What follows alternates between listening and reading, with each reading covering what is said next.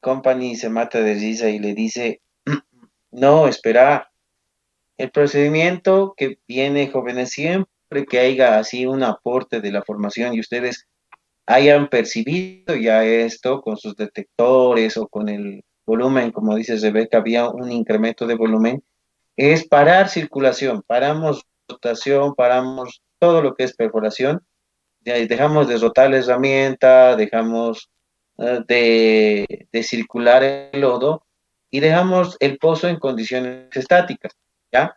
Entonces, ¿cómo vamos ya prácticamente a seguir el procedimiento para cesar ya la BOP? Lo que nosotros vamos a hacer, jóvenes, es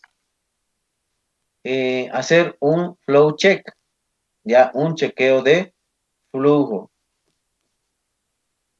Ya, vamos a hacer un flow check. Con eso prácticamente nosotros podemos ya asumir la verdadera o ya estar seguros que prácticamente el pozo nos está aportando, ¿ya? Entonces, en algún momento dentro de lo que ya en su función de trabajo, en perforación, lo que ustedes van a hacer es, si tenemos o advertimos ya una surgencia, entonces nosotros vamos a hacer un chequeo de flujo, ¿ya? Si a partir de ese chequeo de flujo nosotros estamos seguros que tenemos un aporte, entonces eso se va a reflejar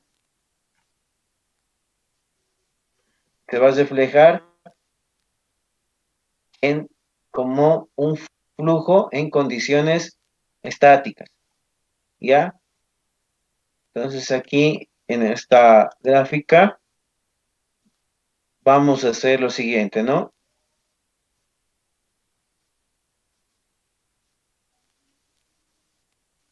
Tenemos el lodo y dejamos en condiciones estáticas. Ya el pozo está en condiciones estáticas, está ingresando fluido al pozo, ya, y como está el pozo en condiciones estáticas, vemos un retorno en superficie, ya, en condiciones estáticas. Entonces, una vez que ya veamos este retorno en condiciones estáticas, ahí recién se procede a cesar el pozo. Mientras no se realice este chequeo de flujo, no podemos nosotros cesar o asumir que hay un influjo dentro del pozo, ¿ya? Entonces, supongamos que en este caso, jóvenes, hemos hecho un chequeo de flujo, ha habido aporte, empezamos a hacer el procedimiento de cierre de pozo. Michael, para el cerrado de pozo, ¿qué, qué herramienta vamos a utilizar para cerrar el pozo? Uy, en producción es el choque, neta. En la perforación creo que es el BHA. No, no es el BHA. Ay, no, Inge, no me acuerdo bien para cerrar. Pero creo que era una válvula Ya, Michael. Sí, de está bien. bypass. Es la BOP, en este A ver, caso, dependiendo. Puede ser la BOP anular, dependiendo del caso, ¿no? Si estamos con sarta de perforación, vamos a ocupar primeramente una BOP anular o si queremos un RAM, pero que cierre de acuerdo al diámetro de la tubería que estamos perforando. ¿Ya? Entonces vamos a activar ese procedimiento. Gracias, Michael. Si bien hasta ahorita no hemos visto el equipamiento para un control de pozo que es el Blow Preventor, que es un conjunto de válvulas que nos van a ayudar a cesar el pozo, ya sea con herramienta, sin herramienta o el mismo hecho de querer cortar la tubería de perforación por algún problema, nos va a ayudar este conjunto de válvulas, ¿ya? Que son de alta presión. Ya una vez nosotros que hayamos cerrado el pozo, vamos a tener unos lectores tanto para el espacio anular y para la directa, unos lectores de presión. ¿Ya? Entonces vamos a tener que Una vez que nosotros hayamos cerrado el pozo, tendré que registrar estas presiones, ¿ya? Entonces aquí tenemos lo que es las presiones tanto en el espacio anular y en la directa, ¿ya? Entonces, jóvenes, una vez que nosotros hayamos visto este incremento, lo que nosotros vamos a generar es que el influjo que está ingresando al pozo trate de equilibrarse, ¿ya? Vamos a llegar a un punto de equilibrio de presiones. Es decir, que la presión hidrostática del fluido más la presión que está ingresando al pozo del gas o del fluido, ¿ya? Entonces va a generar una presión total, ¿ya? Va a haber un incremento de presión. Entonces, va a haber un incremento de presión y ese mismo incremento de presión va a hacer que en el fondo de pozo tengamos un equilibrio, ¿ya? Un equilibrio tanto de los fluidos de la formación como el fluido que está en control del pozo, ¿ya? Entonces pongámosle, es como tendríamos un tanque que lo vamos a presurizar, es decir, que vamos a llegar a un punto de equilibrio entre la formación y el pozo. Entonces, vamos a tratar de realizar este tipo de procedimiento, ¿ya? Entonces, a este conjunto de operación que nosotros vamos a llegar a admitir la presión, o sea, va a ingresar el gas de tal forma que la presión total de la presión hidrostática más la presión del gas va a generar una presión en el fondo que también ya va a evitar que más, en este caso, gas ingrese al pozo. Entonces, a ese tipo de método de control nosotros le llamamos método de presión de fondo constante, ¿ya? Dentro de estos métodos para mantener la presión de fondo constante, existen varios métodos, ¿no? Está, por ejemplo, lo que es el método del perforador, el método de esperar y densificar y el método concurrente, ¿ok? Así un poquito viendo lo que es el método del perforador, en este método solamente nosotros ¿qué vamos a hacer en el pozo? En el método del perforador, lo que nosotros vamos a tratar de circular, ya con el lodo de perforación solamente circular el fluido que ha ingresado al pozo, es decir, de tratar de poder que esta burbuja de gas que ha ingresado al pozo podamos circular, ¿ya? Y tratar de recuperar nuevamente eh, el control del pozo. Pero alguien diría, Inge, si yo solamente circulo ya el gas hasta superficie, lo que voy a generar es que este influjo no se detenga. ¿Por qué? Porque aún va a existir este desbalance, es decir, que la presión hidrostática sigue siendo menor a la presión de formación. Entonces voy a hacer que ingrese mucho más gas dentro del pozo. Es uno de los problemas que se tiene con el método del perforador. Ahora, hay otro método, que es el método de esperar y densificar. ¿A qué se refiere este método de esperar y densificar? Es cerrar el pozo, ¿ya? De tal forma que se equilibren las presiones y hasta mientras yo voy preparando el lodo más pesado en superficie. Un lodo más pesado para poder luego bombearlo por la directa y tener un lodo más pesado y con esto tener el respectivo control del pozo. ¿Cuál es el problema de este método de espere y densifique? Que si yo mantengo mucho tiempo cerrado el pozo, ya, lo que va a pasar es que en este punto donde está el zapato, ya, es un punto muy débil.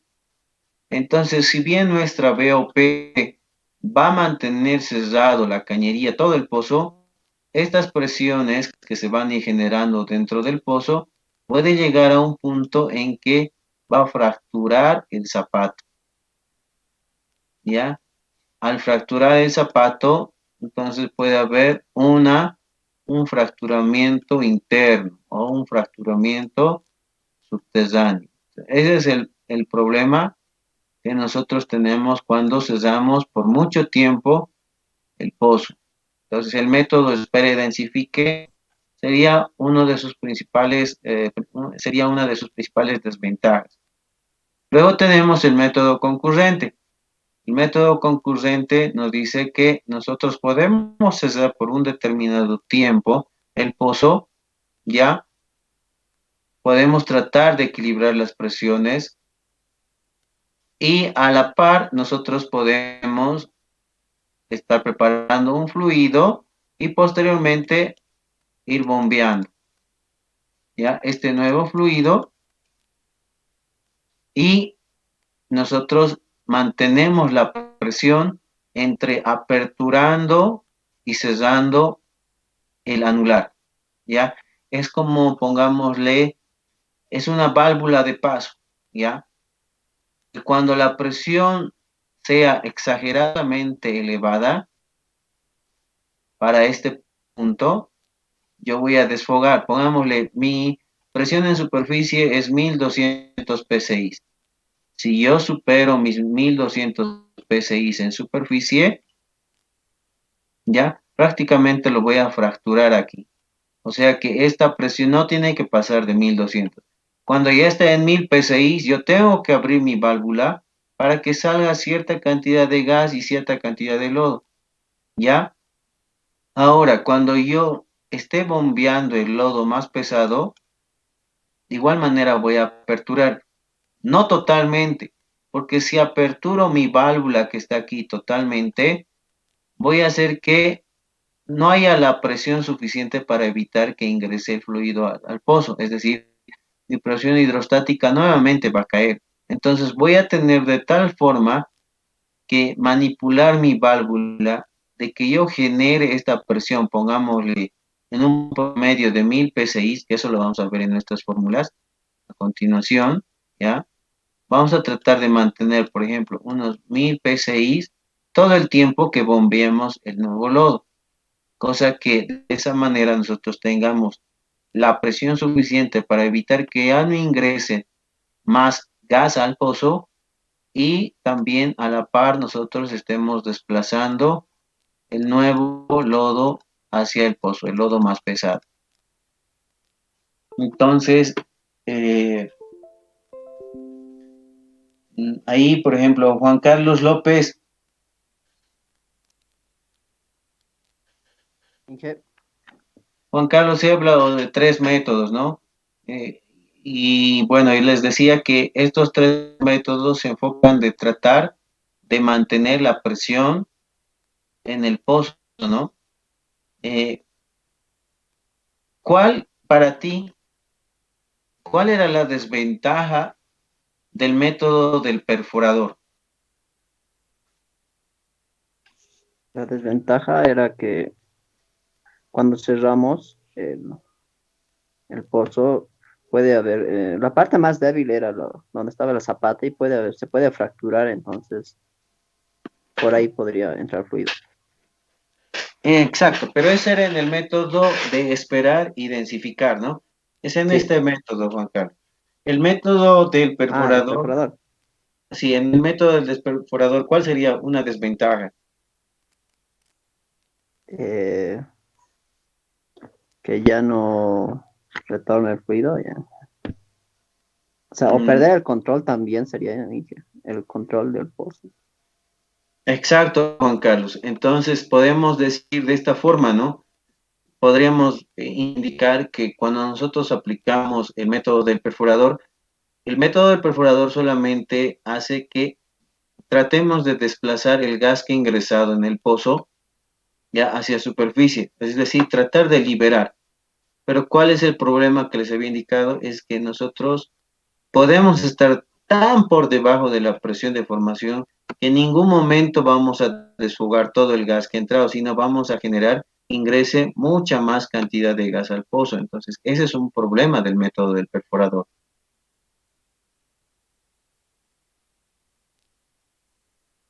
Ya, entonces también podemos Está bien. recordar que en el método de perforador, Juan Carlos, no habla de densificar, por eso dice solamente circular. Circular manteniendo el choque, tratando de controlar el pozo, pero es solo circular el gas, pero no podemos llegar a ese control que nosotros requerimos. ¿Por qué? Porque nuestro lodo de perforación es muy liviano en comparación a la presión de formación.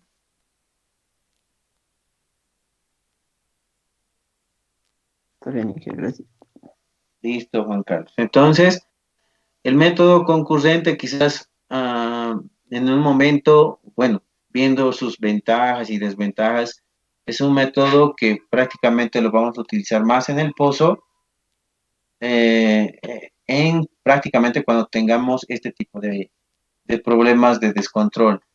Ahora hay un caso, jóvenes, que sí vamos a usar un poco el método del perforador, cuando el aporte de gas, por ejemplo, sea mínimo. Si bien ustedes siempre van a tener un control, ¿no? Pero si nuestro aporte de detección de gas es muy bajo, entonces podemos ir perforando y a la par tener detecciones relativamente bajas, ¿ya?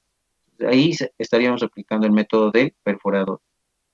Pero una vez que nosotros tengamos estas detecciones de gas, no se sorprendan cuando ustedes vayan a un pozo y diga, digamos, el ingeniero de perforación les diga, bueno, eh, aquí hay 10 unidades totales de gas, 20 unidades totales de gas.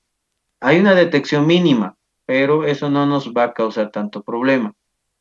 ¿En qué momento nosotros vamos a tener o vamos a estar, digamos, en este caso, ya precavidos para cesar el pozo? Cuando tengamos bastante detección de gas, ¿ya?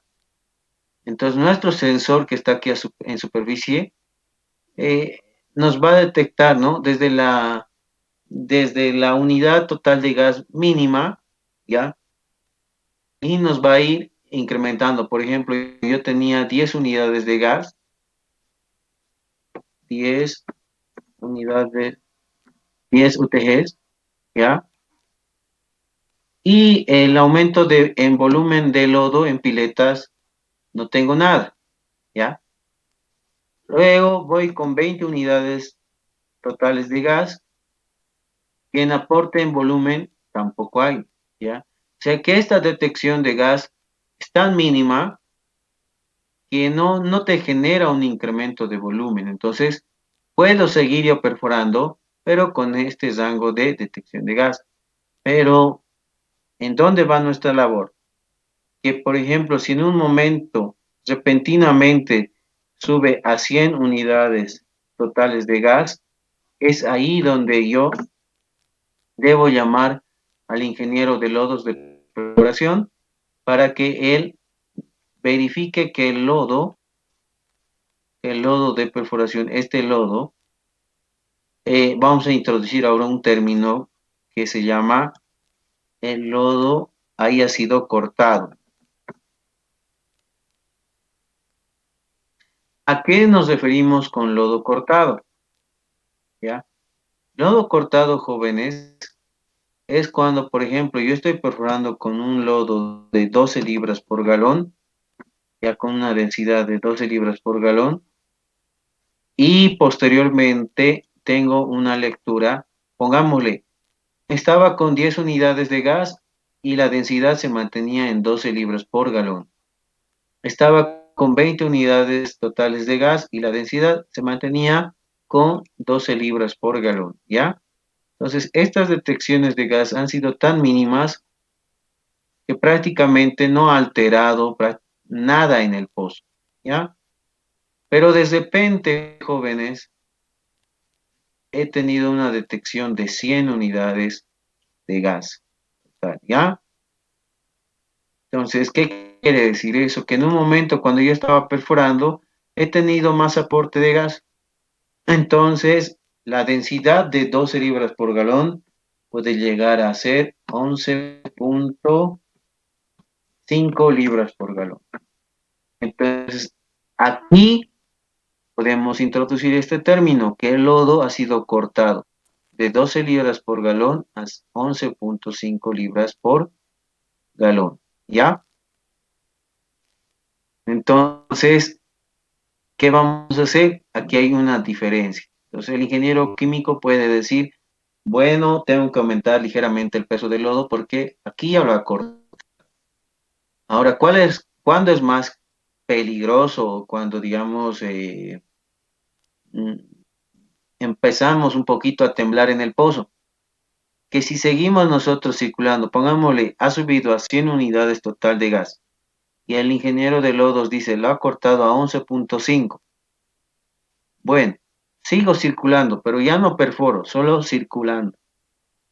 Luego dice 500 unidades, pongámosle aquí, 500 unidades totales de gas. Y ahí, entonces, el ingeniero de lodos, nosotros vamos a decir, tengo una lectura de 500 unidades totales de gas. El ingeniero de lodo va a decir, tengo una densidad de 11,3. Ya, uy, ya, ahí está un peligroso. Posteriormente sube a 800 unidades total de gas. Y ahí el ingeniero de lodos dice, tengo una densidad de 11,1 libras por galón. ¿Ya? Nuevamente tengo una lectura de 1000 unidades totales de gas. ¿Ya? Y yo tengo una densidad, y el ingeniero de lodo dice 10,9 libras por galón. Aquí, jóvenes, alguien diría acordarse porque ya he ingresado bastante gas, ¿verdad? ¿O qué dices, Michael? Sí, No, gran porque cantidad, pero sí, sería mínimo. claro, aquí ya lo ha cortado bastante y mira, tu densidad de lodo ha llegado a ser 10,9. Ha disminuido. Exactamente. Entonces, aquí también nosotros ya empezamos el procedimiento a cesar el pozo. Es decir, prácticamente vamos a ver la siguiente clase el día de mañana, un poquito también del equipamiento que usamos para cesar el pozo. Entonces, prácticamente con esta lectura de 1000 unidades totales de gas, con este corte de 10,9, nosotros vamos a cesar el pozo, ¿ya? El anterior método de chequeo de flujo que les decía es cuando nosotros estamos sacando o bajando herramienta. Ese es un chequeo de flujo, ¿ya? Es en esas condiciones. Cuando estamos realizando un viaje de sacada de herramienta o bajada de herramienta, el chequeo de flujo nos va a servir para eso. Pero en condiciones de perforación, por lo general nosotros no vamos a parar y vamos a hacer otro chequeo de flujo, no. Vamos a ir continuando perforando, pero vamos a enfocarnos ya en esto. Entonces, vamos a tener bajas detecciones de gas mientras no sea cortado el lodo, nosotros seguimos perforando, siempre tratando de que estas detecciones no suban. Cuando nosotros tengamos ya 100, 50, 80, 500, 800, 1000, 1500, entonces ahí hay que ver cuánto lo está cortando el lodo. Si prácticamente tenemos 1000 unidades totales de gas y lo ha cortado ya bastante de 12 a 10,9 libras por galón, hay que cesar el pozo. Esto es en condiciones de perforación.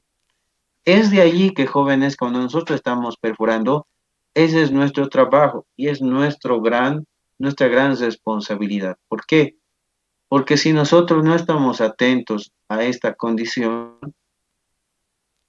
ya de las lecturas de gas, de la presión, del ROP, pues prácticamente justamente, mira, nuestra desgracia, pongámosle ahí. Estábamos perforando y nos hemos descuidado de 10 metritos de formación, ¿ya? Entonces, vos te has puesto a charlar, te has puesto a hablar con tu novia y te ha hecho renegar, o digamos, pongamos ya las chicas, estaban controlando el pozo, pero justo su cortejo le ha hablado y ha empezado a renegar, se ha puesto celosa. Entonces, lo que te olvidas de estos 10 metros totales, ¿ya? Te has olvidado prácticamente, te has olvidado del pozo. Y estos 10 metros han sido claves, ¿ya? La detección de gas ha empezado a subir 500, 800, tú no le has llamado al ingeniero de lodos, ya ha llegado a ser 1000 unidades de gas y recién tú te has percatado que ya tienes esta lectura, ¿ya? Entonces pongámosle en tu registro de tu panel de control de gas, ¿ya? Entonces claramente te va a delatar que tu detección de gas ha ido subiendo, ¿ya? Ha estado ahí con 10, 20 unidades y de repente ha subido a 100, 500, 1000 unidades y ahí.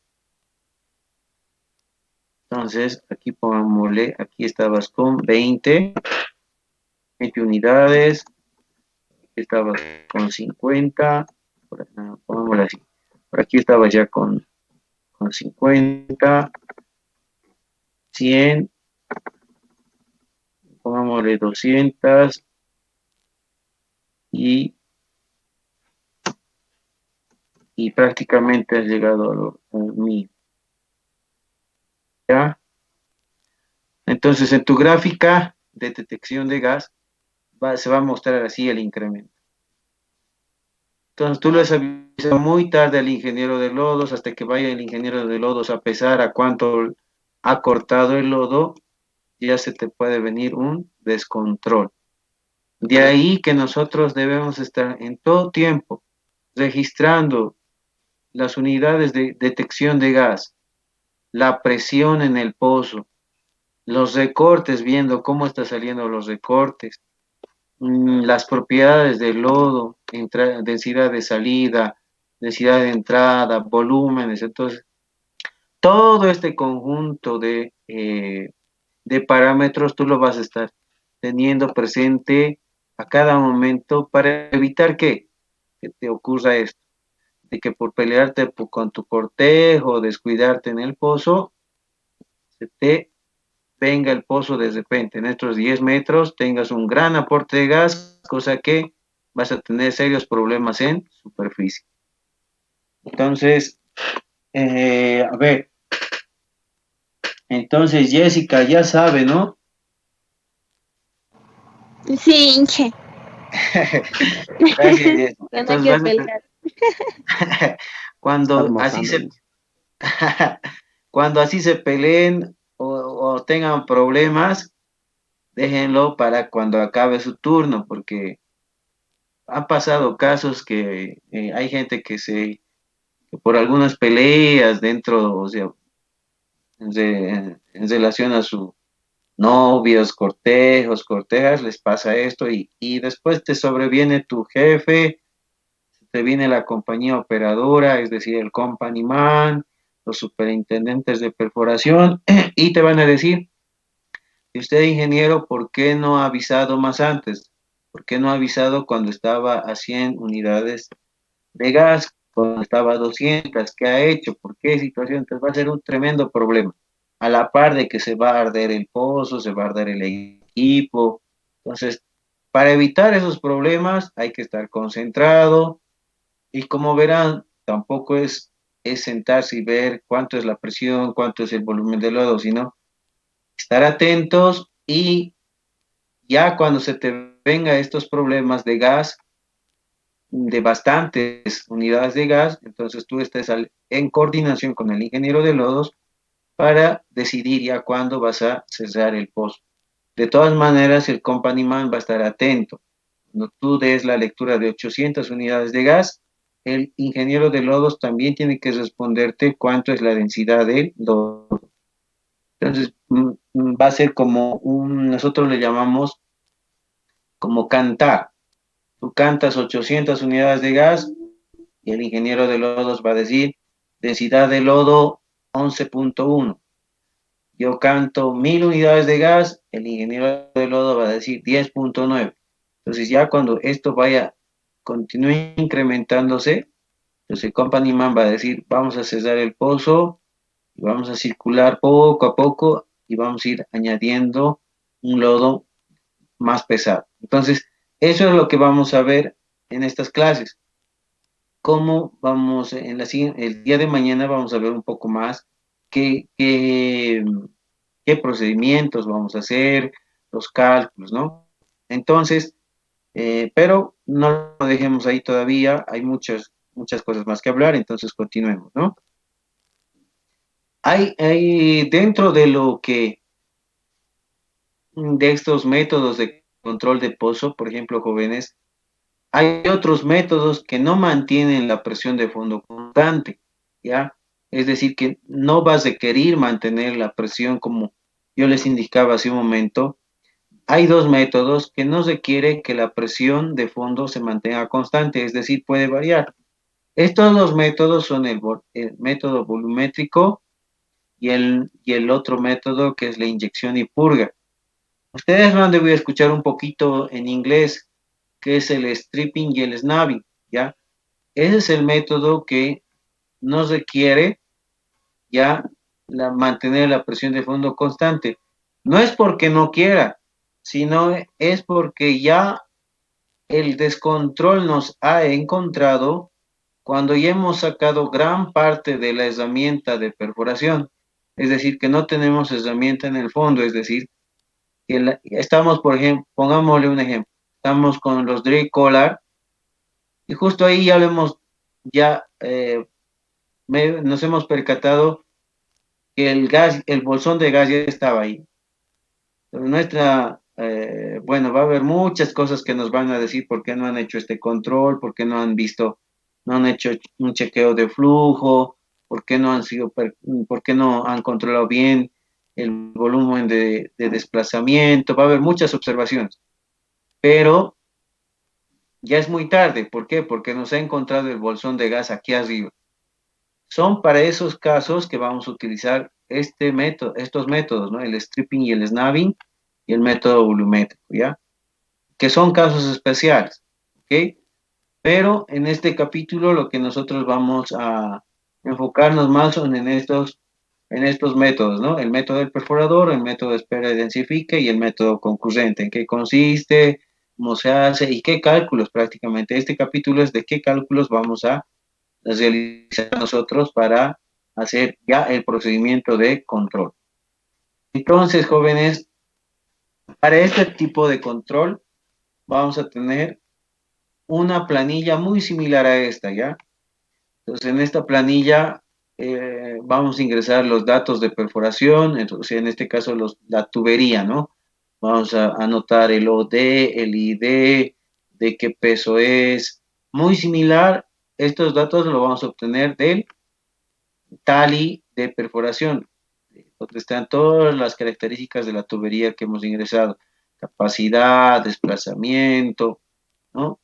También va a estar de los portamechas, va a estar las cañerías de los tramos que ya están cementados, de igual manera nos va a pedir, y también nos va a pedir características de la bomba, ya en este caso bien nos puede dar la capacidad de desplazamiento de la bomba, barriles por stroke o en ese rango, ¿ok? Y tenemos también otro dato importante que nos va a pedir esta planilla, son el lodo que estamos utilizando, ¿ya? Entonces, prácticamente, ¿para qué vamos a utilizar estos datos de la tubería, del portamecha, del revestimiento? Es para conocer el volumen anular y el volumen en la directa. Eso es lo que nos va a ayudar a tener este tipo de planilla. Las características de la bomba nos va a ayudar a saber en qué tiempo va a salir, bueno, en cuántos strokes, pongámosle aquí, en cuántos strokes nosotros vamos a desplazar el fluido de aquí, desde la superficie hasta, hasta el trépano. ¿Y cuántos strokes vamos a necesitar en desplazar desde el fondo de pozo hasta superficie? Ya, ¿por qué vamos a necesitar estos valores en strokes? Porque cuando nosotros queramos bombear el lodo más pesado, tenemos que estar seguros en qué posición, tanto en la directa y en el anular, estamos. ¿Ok? Entonces, estos cálculos ustedes jóvenes ya lo saben determinar, ¿no? Saben sacar el volumen anular, el volumen en la directa. Entonces, este temita de cálculo de volúmenes no es necesario recordar. Solamente, por favor, que no pase, y quiero dejárselos, por favor, para que lo tengan presente, que si nosotros queremos saber la capacidad de la directa en basiles por metro es igual al ID al cuadrado dividido entre 314, ¿no? Les hago recuerdo porque he visto que mucho tratan de usar el 1029.4. Si bien nos ayuda, pero ustedes recuerden que el 1029.4 nos da en valores de basiles por pie. Mientras nosotros sabemos que en nuestros pozos de Bolivia las profundidades lo manejamos en metros. Entonces, esta constante nos va a ayudar a llevar fácilmente para poder manejar las profundidades en metro y el volumen en basiles. ¿Ok? Entonces, por favor, no se olviden, jóvenes.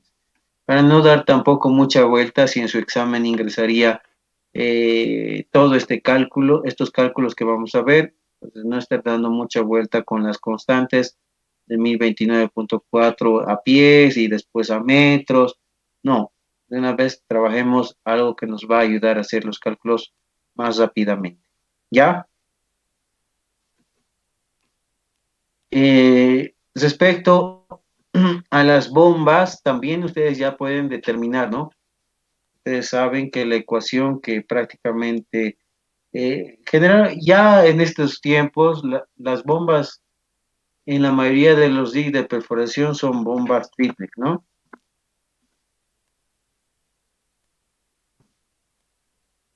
Ya, y la ecuación que nos ayuda a determinar la capacidad de la bomba, perdón, la capacidad de la bomba. Manuel Sunagua. Sí, Inge.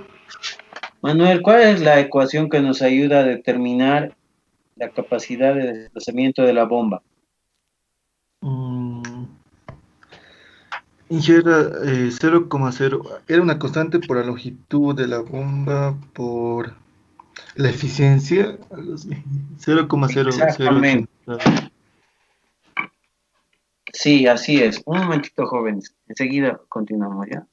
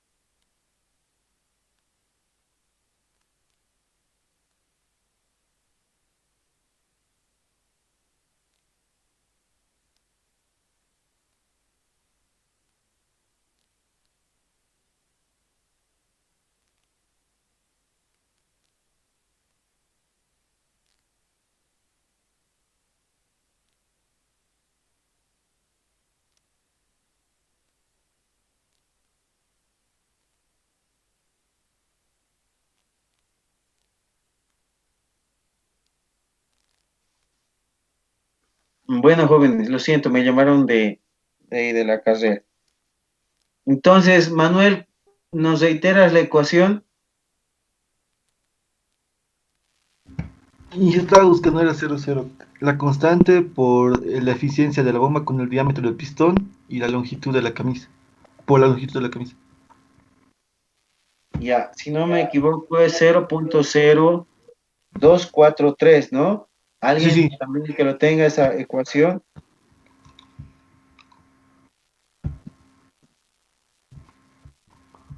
Entonces vamos a poner longitud para que ustedes, de todas maneras, ustedes háganse un formulario y pueden tener longitud de casera, por lo general lo llaman, ¿ya? Y el diámetro de la camisa. Sí. Y por la eficiencia más ingeniero sería de la bomba. Exactamente, a eso quería llegar. No se olviden de que hay un diámetro de la camisa.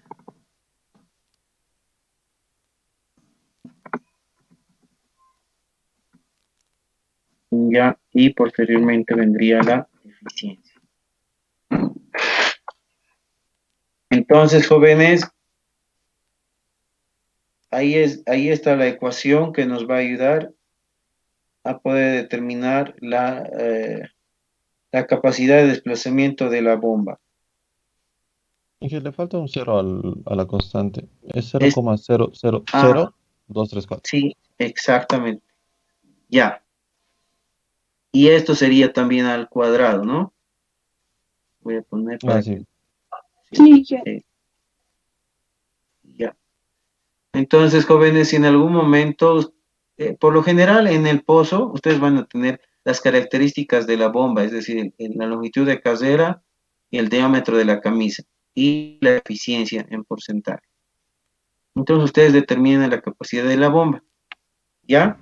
Y una pregunta, ¿y si fuera una bomba duplex, en qué cambiaría la ecuación? La ecuación cambia también, ¿no?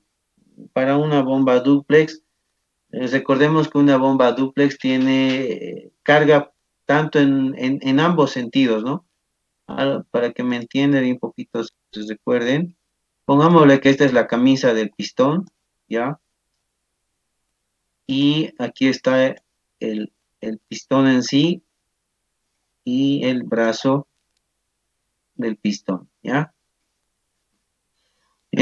¿Cuál es la diferencia entre una bomba dúplex y una bomba triplex? ¿Ya? La diferencia es que la bomba triplex solamente va a cargar en este sentido,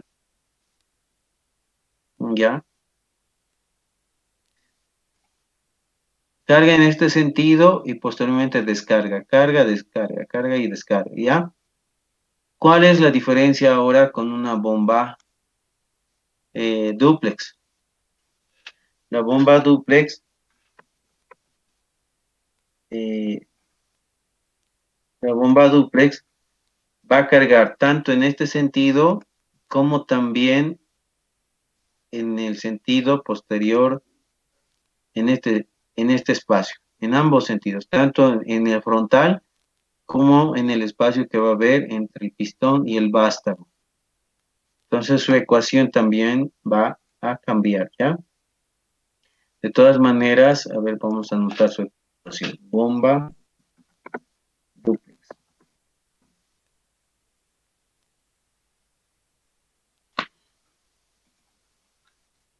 ¿ya?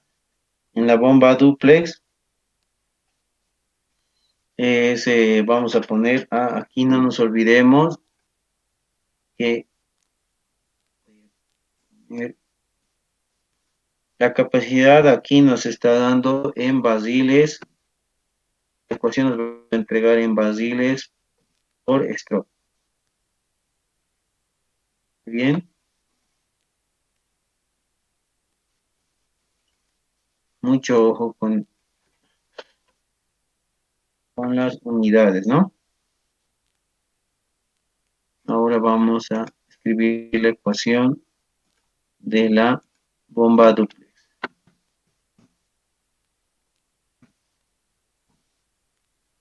Ahí, para que ustedes lo tengan presente, es el 0.00162.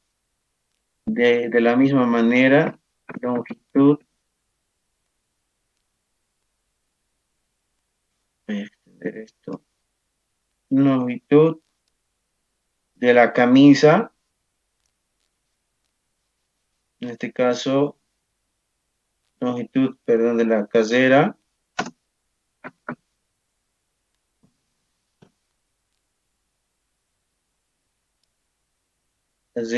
por, ahí hay que ser como un volumen anular, volumen, la directa, ¿no? Entonces va a ser ID de la camisa, o diámetro de la camisa,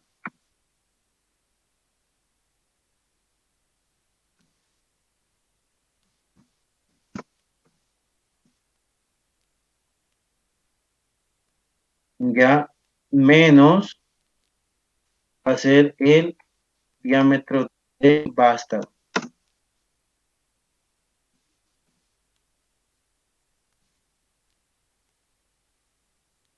Ya, ambos vamos a ponerlo en de igual manera al cuadrado.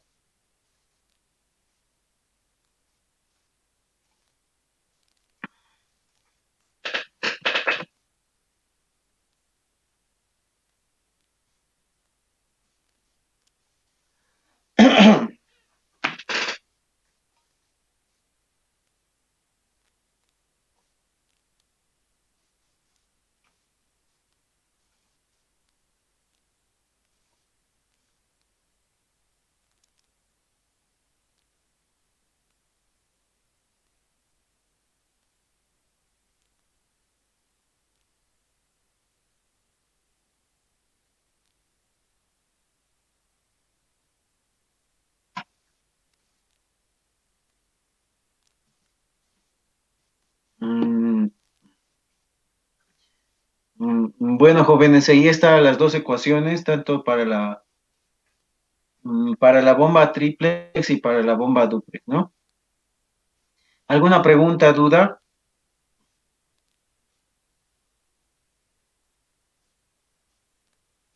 ¿Y qué es menos del diámetro de la camisa al cuadrado? ¿Menos o es por? Sí, menos. Enseguida lo vamos a mejorar. Gracias.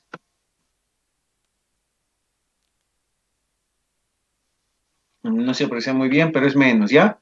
Por favor, ustedes que pueden escribirlo en sus cuadernos, apúntenlo mejor. Entonces ahí está, jóvenes. De igual manera aquí nos faltaría ponerlo o poner la eficiencia, ¿no? De igual manera, estos datos nos van a proporcionar los del equipo de perforación o el dueño de la bomba. Entonces ahí está, jóvenes, ambas ecuaciones para poder determinar la capacidad de la bomba.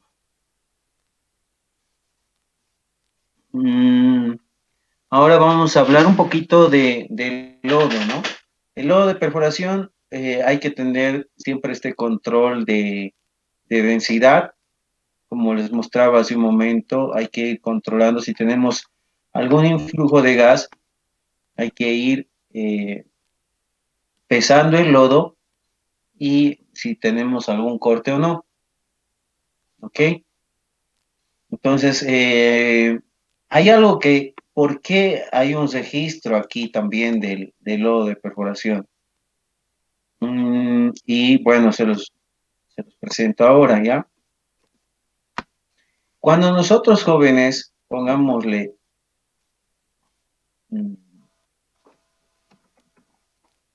pongamos lo siguiente, joven. Supongamos que hemos perforado un tramo, ¿ya? Hemos perforado este tramo, hemos bajado cañería y ahora nos estamos disponiendo a perforar el siguiente tramo, ¿ya? Entonces, nosotros vamos a realizar una prueba.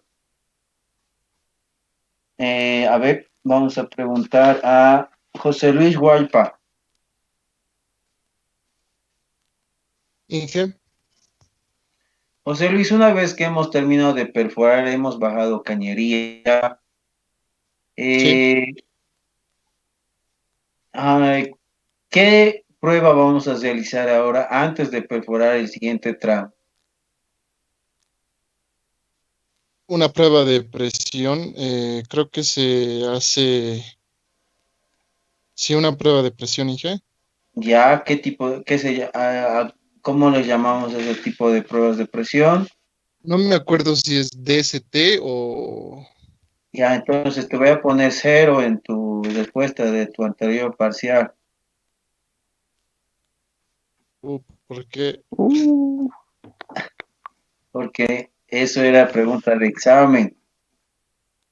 Si no me respondes bien, quiere decir que no sabes. ¿Qué pruebas vamos a hacer, José Luis?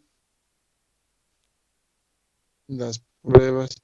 Entonces, no estoy muy seguro, Inge, no le puedo mentir. Creo que son las pruebas LWD. Ya, José Luis, te voy a perdonar la vida. A ver, voy a preguntar a otro compañero. Ya, Inge. Omar Guanaco. A ver, este, Zober,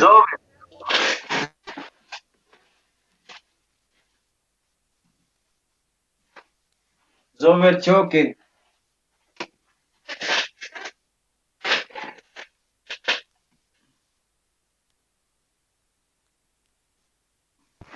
Segunda vez que no va a responder. No, estaba mi Sí, está. señal. Sí, Ahí está. se ha ido. Zober, estábamos aquí. ¿Qué tipos de pruebas las vamos a hacer aquí pruebas. antes de perforar? Ay, ¿cómo era? O sea, dan el examen y se olvida. Inge, A ver, adelante. ¿podría ser la prueba FIT y la LOT? Bien, ese es. Vamos a realizar la prueba FIT-LOT. De todas maneras, no se asusten. José Luis, no te asustes, no te voy a bajar nota. Pero es necesario que ustedes lo tengan presente, ¿ya? Para que a partir de ahora ustedes sepan qué tipo de procedimiento viene después de perforar, bajar cañería y estamos listos para perforar la siguiente fase. Como decía su compañera, vamos a hacer la prueba, en este caso pongámosle FIT, ¿ya? Una prueba FIT y pongámosle que la densidad del lodo, aquí jóvenes, justo en el momento que estábamos ya por perforar este otro tramo, tenía una densidad de 10,9 libras por galón, ¿ok? Ahora, ¿qué pasa? Por lo general, este lodo de perforación, esta densidad, no se va a mantener en ese peso, ¿ya?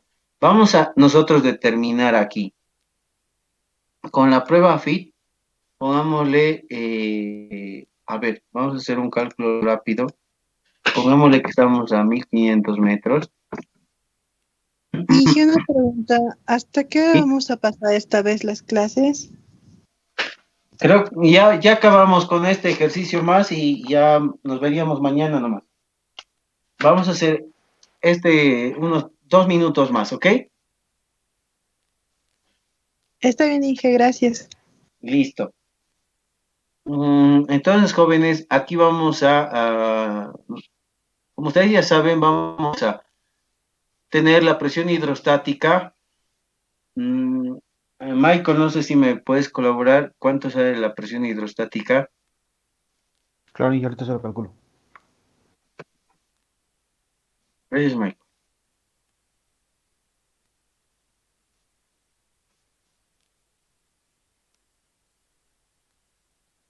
$850,2.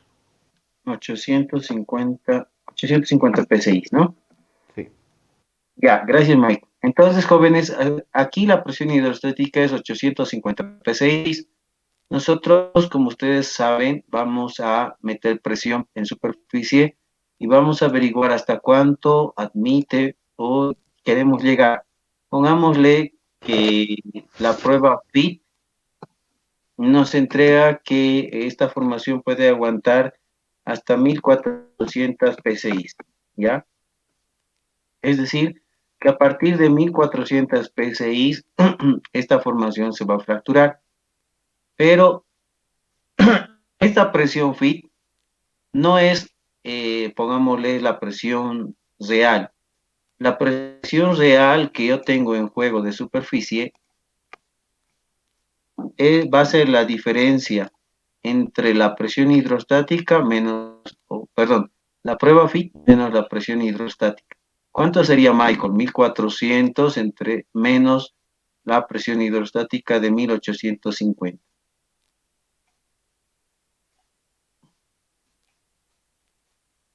Me sale 549,8. Ya, 549. 550. 550, sí. Entonces, Toman todos los decimales. Entonces, jóvenes, esta diferencia de presión que yo estoy calculando en este momento es la presión que mi manómetro del casing puede llegar a soportar. O sea que de 0 no debe llegar a 550, es decir, tengo 500 PSI para jugar, es decir, es para mantener cerrado el pozo. Si en el caso yo lo cierro, entonces tengo estas 500 PSI ya para evitar o para mantener cerrado el pozo.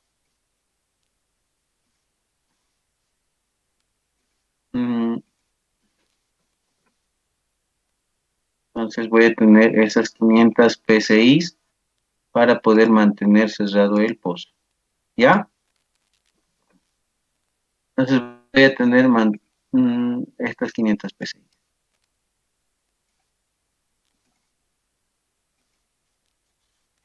Ahora, jóvenes, vamos a ver el día de mañana lo siguiente. Asumamos que continuamos perforando, ¿ya?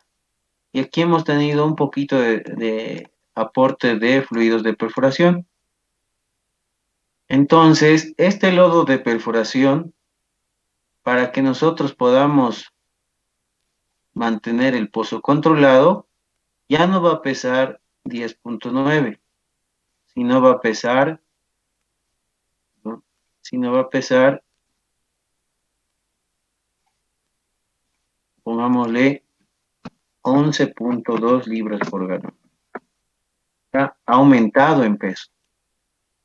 Y como ustedes ya también conocen, siempre que vamos a ir perforando a mayor profundidad, el lodo de perforación siempre va a tener esa característica de ir aumentando en peso. Entonces, al cambiar el lodo de perforación, es decir, incrementar su densidad, también va a cambiar esto. Y el día de mañana lo vamos a ver si aumenta o reduce nuestra presión en superficie, ¿ok? También dije, Muy bien, jóvenes. Eso sería la clase de hoy. Esperen un momento, voy a sacar una captura de pantalla y así terminaríamos la clase, ¿ya?